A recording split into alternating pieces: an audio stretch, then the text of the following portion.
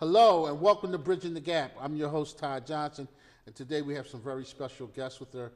We're going to start off with the I would say Freedom Writers, the Mighty Writers. Yes. And our program coordinator, Manager. Kalia, welcome to the program. We're so glad to have you here today. Thank you for having me. Now, I'm going to start off right off the bat by asking, how did you get involved with the Mighty Writers? Well, I work at the West Philadelphia site. We have two, one on 15th and Christian and one on 39th and Lancaster, and I'm the program manager at West. I'm a West Philly girl myself, and I had been looking for opportunities to get involved in the community because it's right around the corner from the high school I graduated from and everything. And I noticed the banner many times as I was riding by, and I said the same thing. I'm like, is this something to do with Freedom Writers? I'm like, it just was so catchy to me. And I was putting together a workshop idea and was looking for places to shop it, and I'm like, you know what? Let me see what's up with this Mighty Writers place, and I walked in the door and never left. Wow, that's great. So now, to our viewers, could you explain to us what the Mighty Writers are and what you guys do? yes, we teach children to write better, basically. We teach them to think and communicate more clearly through writing. We have various workshops that our volunteers come in and teach the kids how to communicate and write better through those workshops. And I mean, so many great subjects, from yoga to songwriting to poetry and spoken word. We just did, one of our workshop leaders just did how to write your own magazine. Wow. So many different opportunities, and then we teach the kids how to write better. Right now we have some students that are a part of the Gates Millennium Scholarship Program. They have to do like 8 essays or something like that, so we help them through the process, teach them how to write a better essay. But it's not just, that scholastic thing. We teach them to think and express themselves better, because a lot of kids just don't know how to do it anymore, and Mighty Writers is a place where they can come learn. I know it has been said many times that writing is sort of a lost art because of the advent of the computers and technology. So writing's kind of been pushed aside. People don't write letters anymore, they email. But so my question to you is, how do you generate that interest in these students in writing? Do they come with an interest in writing already, or do you recruit them kind of and say, hey, listen, this is another venue of expression? Oh, well, there are various ways, actually. We have an after-school academy also that runs Monday through Thursday from 3 to 6. And during that time, a lot of times the parents will just come thinking it's a regular after-school program, but because we do the writing focus, we find fun ways to get the kids interested in writing, and they get everybody else excited about it. They tell the community, they tell other students, other parents find out, then they sign up for workshops. So, the students generate a lot of interest a lot of times, and we just, we bust our butts to come up with ways to keep them interested in coming back. But it's so infectious. Like I said, the same way it was with me when I walked in the door, I never wanted to leave. It's normally like that because it's our atmosphere is so inviting, and it just makes you want to learn, want to write, and how do you say? It's like me and you having a conversation. Right. And I could talk to you like this, and it's so flat, and you can truly understand what I'm saying. Right. But it may not catch your interest, as opposed to me being animated and presenting it to you so much more exciting. Right. Our volunteers have life, our lessons have life, and we don't teach in a traditional teaching sort of way. Right. We facilitate Okay. workshops so that everybody feels as though they are a community participant, as opposed to the traditional classroom setting where kids are sitting there being taught at. We learn together. Now, your website address is? www.mightywriters.org. That's Mighty, M-I-G-H-T-Y, Writers, W-I-R-I-T-E-R-S, I cheated, and I went online. I looked at your site, and I saw the gentleman who started the Mighty Writers. And one of the things that he said was that it just took off overnight by word of mouth. When the students come pouring into the library, they were telling other students, and it kind of grew from there. Has your experience been that still the best recruitment tool is word of mouth? Absolutely. Now, myself, I'm a big promotions girl. before before the interview, we started talking about, that was my background in promotions. I worked at Clear Channel for a while or whatever. So personally, I like to use a lot of those tools and do outreach with it. But a lot of times I don't have to, because when I get to these places that we're trying to do outreach, they already know. They've just been trying to get an opportunity to get to us. A lot of times a volunteer will come in and say, I heard about you guys years ago. I just never got the opportunity. And it's always, I heard.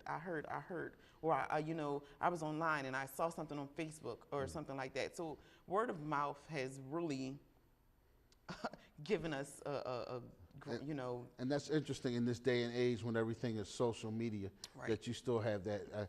They say the best form of communication is still word of mouth. Now, your job in particular, what is it that, from the programmatic side, that you do to kind of enhance or to lift the program up to another level?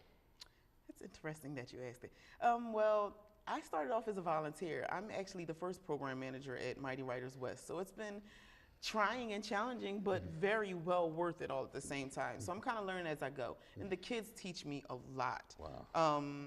It's all about, we have specific programs that are, catered for our kids, like our mentoring program. I oversee the mentoring program at the West Philadelphia site, where we have a one-on-one situation with a volunteer and a student, and they spend 90 minutes a week with them. Not only, teaching them the writing, but bettering them as a person also. Because it's one thing to be able to write and communicate, but how can I communicate if I don't know what I'm trying to communicate? So we have something in our mentoring program where it, takes our best and brightest and turn them into supernovas. Wow.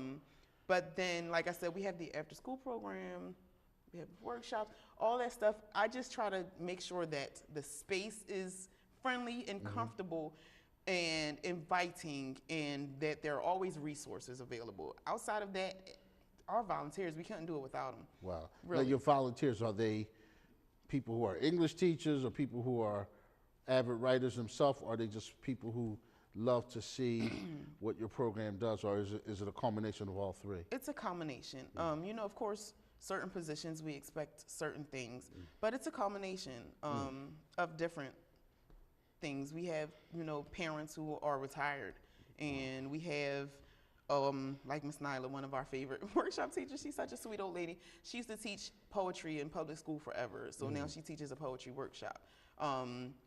One of the girls, she teaches yoga, and she brings that experience. And we have a guy who is like, he's a playwright, and he's an actor, and he brings his experience. So everybody has that background, has a writing sort of background, of course, because you can't volunteer to teach writing or help with writing if you don't know how to write. Exactly. But they come from all different walks and facets. Because I know in my experience, if Mighty Writers, I don't know when they were started, but back when I was a kid, I don't remember anything like that, like your program, where I could go and learn how to write. I kind of learned through trial and error.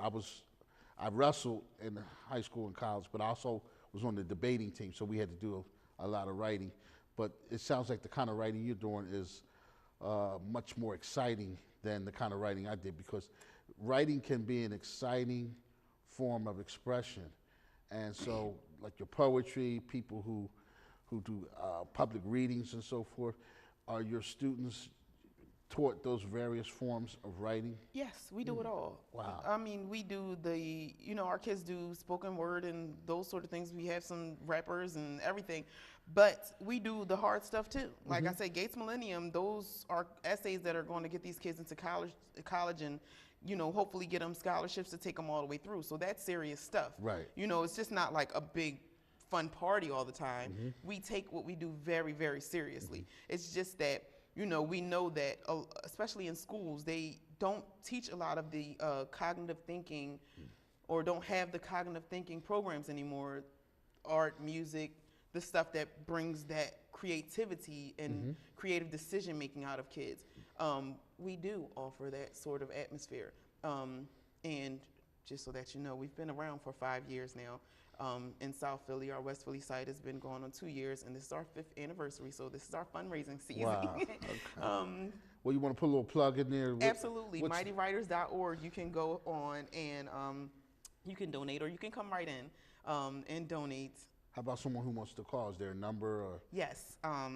At West Philadelphia, it is 267-244-4005. I apologize, I don't know the South Philly number offhand, but you can go right online and get it. And it's, like I said, 267-244-4005 over at West Philadelphia. So this is your 5th season with the Mighty Writers. Now, as This is your I've 5th been- year. Mighty Writers program has been in existence for 5th year. This is our, as a program, 5th year anniversary. Now, in your program, I know you have volunteers, and you mentioned the after-school program. Do you track your students to see, okay, when they are no longer in the program or graduate or move on, do you kind of track to see what these students, where they go to college or where they go to school? And do absolutely. some of them come back and let you know? It's like a lifelong experience, to be quite honest with you. Our academy program is only for 3rd through 8th graders. Once you leave the 8th grade, you have the option of going into our Teen Scholars program, which we have also one at West and one at South. I oversee the Teen Scholars program at West. And we try to get, of course, we want them all to go to college, but if they don't, we try to help them out in whatever they want to do in life, and hopefully they'll bring the experience back. But definitely, recently we've had some students come back and participate that have gone away to college. I believe we were just doing interviews, like little spots for advertisement in regards to our anniversary, and someone who went away to college in New York came back and did a spot for us. Wow. So yeah, they stay connected because it's like family. I think that's what makes it so infectious. Mostly, everybody's warming. Everybody's warm, welcoming. When you get there, you meet good friends. Nobody really. If you don't belong there, you won't come. Just quite honest, that's what it is. It's almost an unspoken love, not only for atmosphere, but for the art. Like you said, it's almost a dead art, and the fact that people still, we still keep it alive, I think that's a beautiful thing. I do and too. a lot of people are drawn to that because texting and Right. all that other stuff is so impersonal. Our younger academy students just did pen pals with each other, and that's something unheard of. That's right, yeah. They probably haven't done pen pals since like the early '90s or something like that. Right. But they did that, and they absolutely loved it. Just the opportunity to receive something. Kids don't even know how to use the mail anymore. I was so surprised how many kids don't even know their address anymore. Wow. And why do they have to? They don't get mail. Right, that's right. Everything's So- email. And you mentioned about pen pals. I remember when I was a child, pen pals was very popular. Of course, that was about 1,000 years ago. But the dinosaur age, I see they laughing in the studio, but that was the dinosaur age. But it's good to know that you're having sort of like a revival of that particular form of expression. So I want to thank you for being on our program, Kalia. Continued success in the work that you're doing, and I'm going to be tracking you through Facebook and other mediums. But thank you for being on our show. Don't you touch that dial. We'll be right back. Thanks for having me.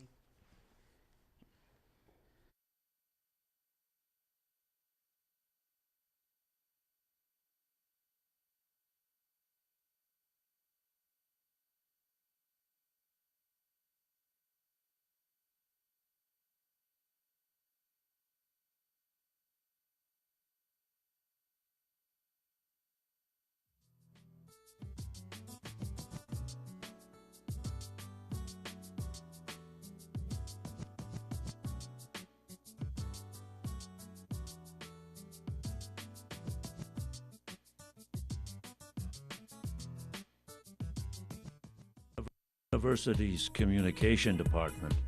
Students learn to think and do. Every semester, communication students create and implement public relations plans for local nonprofit organizations. And journalism students produce Germantown Beat, an online news source for the local community. It's great that we can apply what we learn in the classroom in our community. Philadelphia is the nation's 4th largest media market and has 4 major sports teams. Being in a major media market allows us to gain great professional experience through internships and co-ops. The Communication Center is home to the university's cable station. LaSalle TV reaches over 350,000 homes in Philadelphia and airs mostly student-produced programming. Our communication department is ranked in the top 10 in North America for relational communication research. But keeping with the tradition of the De La Salle Christian Brothers, teaching students comes first. Think, do with LaSalle Communication. Check us out on Facebook and Twitter. Hungry for LaSalle TV?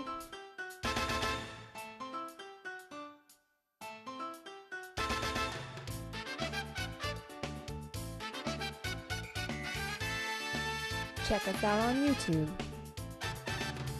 Follow us on Facebook. Check out our Twitter.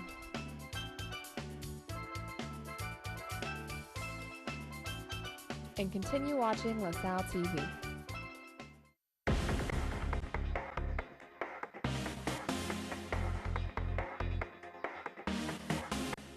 From our campus to the city of Philadelphia.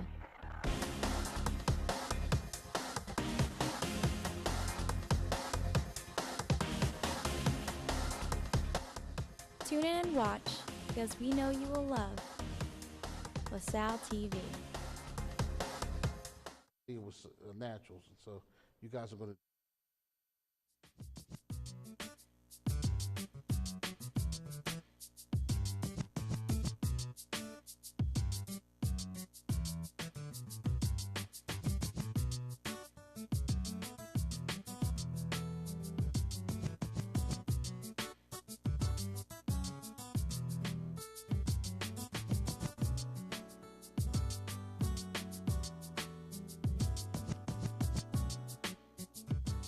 Hello and welcome back to Bridging the Gap. I'm your host, Todd Johnson, and we're with the Mighty Writers. And I have two students who are in the program, Kiera and Chris. I want to... Sierra, and Chris. Welcome to Bridging the Gap. Can you tell me, first of all, what are your ages? What grades are you guys in? I'm 17. I'm in the 12th grade. And I'm 15. I'm in 10th grade. Okay, great. Now, I want you to tell me about the program that you're involved in and how you got involved in it and what some of the benefits have been from the program. We'll start with you, Sierra. Okay, well, I started with Mighty Writers during the SAT prep. They have a really, really good SAT prep program for it all to be free. They give us a lot of different techniques and they were really useful. It actually compares with Princeton Review. Wow. Yeah, so, and I think our percentage for our scores going up is higher than theirs also. Okay. So I joined that, and then when I was there, I met Miss Kalia, and she is the teen scholars at West. She's like our oversee person or like our mentor. And I joined that program, and it's really cool. We do a lot of fundraisers and college tours, and I'm also involved with the Mighty Writers A&E Bloggers, which stands for Arts and Entertainment Bloggers, and we do things like we go see plays and we review them online, and we have our own blog. Wow. So. So have your writing skills from the time you entered the program up to now, you can see a great difference? Yes, because before I used to like dread writing, like it was always a chore, but now it's like knowing that I have the freedom to write about anything that I feel at a location,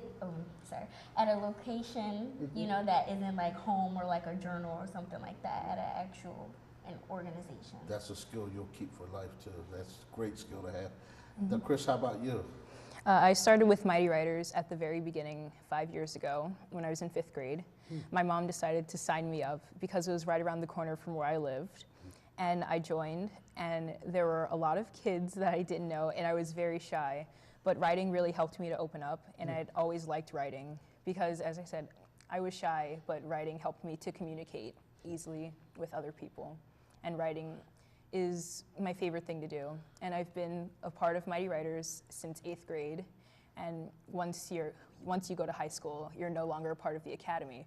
But I had a mentor, and I was part of the mentor program. Now, I want to ask both of you guys, your writing, I know you said you're writing probably at a very high skill level too.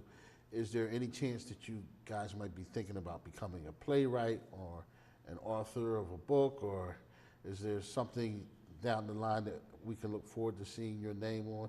Because I think you guys are on to something here, because writing it's not a skill that everyone possesses. So we'll start with you, Sierra. Well, I hope to do communications when I go to school, and recently, like I've always wanted to do like TV hosting and things like that, and I know that comes with like journalism studies as well. But recently, I just started thinking about discovering like the side of like screenplay writing and film production. So, yeah. Well, Tanya Ellis will probably want to talk to you about where you're going to go to school next year, because LaSalle has a very good communication program. I'm just putting in a little cheap plug there. How about you, Chris?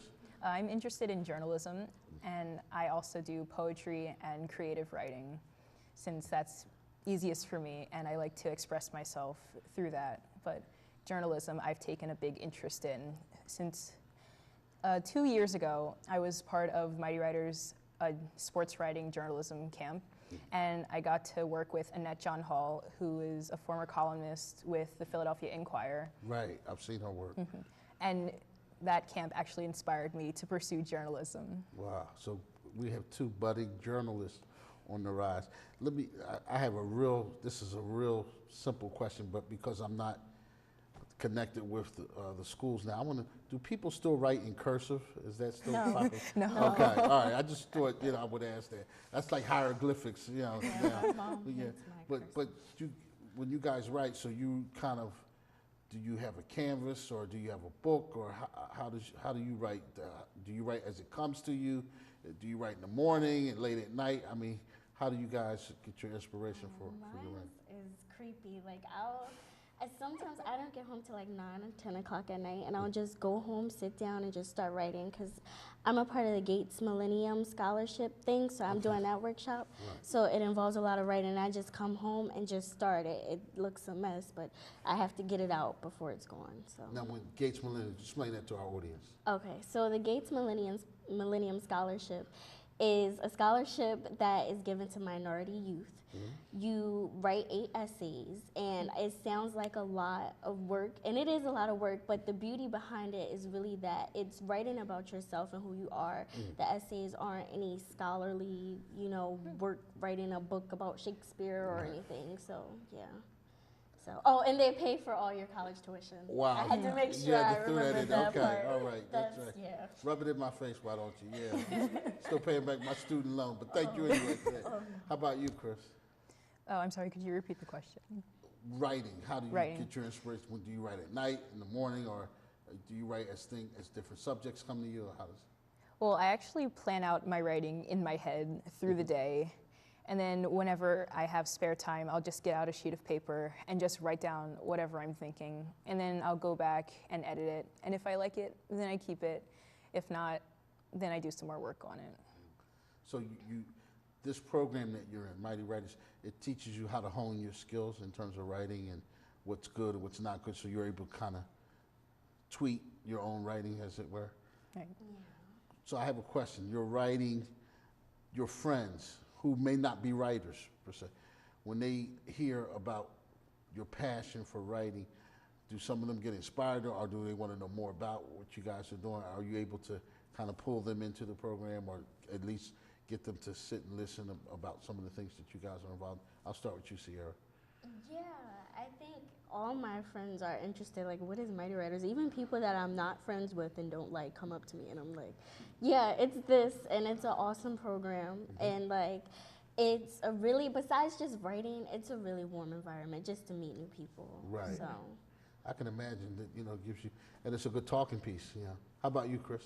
Well, I don't really talk about writing or Mighty Writers around my friends. Sometimes I'll bring it up, but they're like, writing. Like, they don't really like writing as much as I have a passion for it, unfortunately. But I will throw this in. I know this about you, Chris. You go to one of the top high schools in the city and in the state, Masterman High School, right? I do. So you're around some kids who are really academically at a high level. Right. Now, when you're writing and you're getting your inspiration and you see other people who write and you participate in these workshops and you're getting mentored and all, what do you hope to give back once you are in college and graduate and you become successful journalists? What is it that you want to give back to the Mighty Writers program? you said give or get? Give back. Like you give back your time, or you're going to give back your resources. What is it that you hope to do to inspire some of the other young people that are coming behind you? Well, me personally, I'm really interested in having my own nonprofit one day, like Mighty Writers, just because it is like really a great like example of it's just amazing. The resources they have are wonderful. So I feel like, you know, if not be able to have my own, I would want to come back and maybe like get a piece of Mighty Writers or volunteer, just do anything I can to be involved because I love it there so much. That's great. That's great. I can feel your passion too. How about you, Chris? I'd also like to go back and volunteer at Mighty Writers because Mighty Writers is like my second home, and I just want to give back, and I want to inspire other young people to write as well. That's good to know. So you, both of you want to give back, and because it's been such a great experience for you, and that's good to know that that there's some people who still believe in the art of writing, because writing is a great expression, and it's a tool that many people don't possess. So I want both of you to know that I'm honored to have you on today's program and to have met you guys. And I'm going to be tracking you and watching you, because when you become popular and successful, you'll be able to, you know, I'll sit in the studio and say, I knew them back when. So I look forward to great things from you guys. Okay, that wraps up another program for Bridging the Gap. Again, when one's on the right and the other's on the left, when we reach towards the middle, we begin to bridge the gap. Until next time, be nice to somebody and love everybody. Bye for now.